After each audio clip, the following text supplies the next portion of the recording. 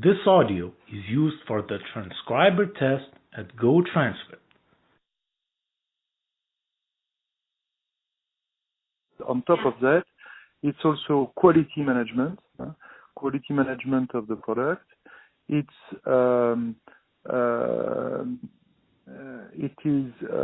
can be optimization of the process, for example, for energy saving in the process, as an example, or emission saving. And more recently, it's machine learning about the processes in order to gather all this data and to make data analytics with all the data and to improve the process management through all this data.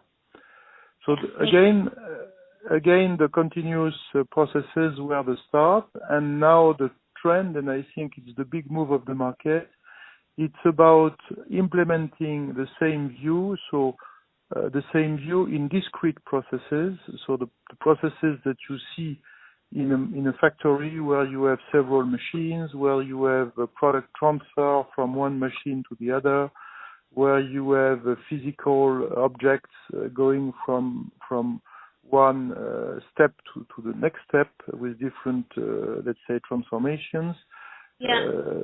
So now the big trend is to implement the same view on a global scale in such a workshop, and this is new because in fact the possibility to connect all the machines together and all the very small steps together is something which is new, to the opposite of the continuous processes where it has been done much earlier in the history. So the global connections of all machines is a new trend, and this means that the machines are connected to a global information system, which is the MES. And there are also additional sensors. What is new also is the fact that there is a new trend to develop specific sensors and to implement specific sensors on all these small parts, on all this, let's say, local area, in order to get more information and to enrich the MES.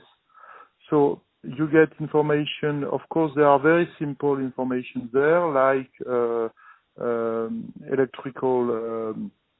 electrical data regarding the electrical supply of the machines. You have also temperature. You can have pressure in some case when there is a pressure concern, for example, if there is a process like 3D printing, for example, where you need to have vacuum in a specific chamber, then you would get the pressure in this chamber. So it's an example. Huh? You can have vibration. There are a lot of applications which are done by capturing the vibration on axes.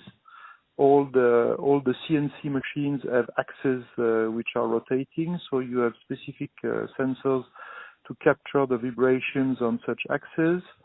Of course, you can capture also the linear movements of all the party movements. You can check that the linear movement has the right speed, the right geometry, and so on. So all this data, of course, it's a huge amount.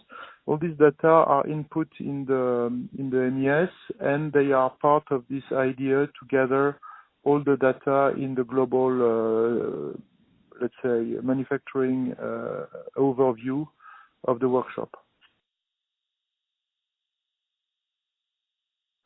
This audio is used for the transcriber test at GoTranscript.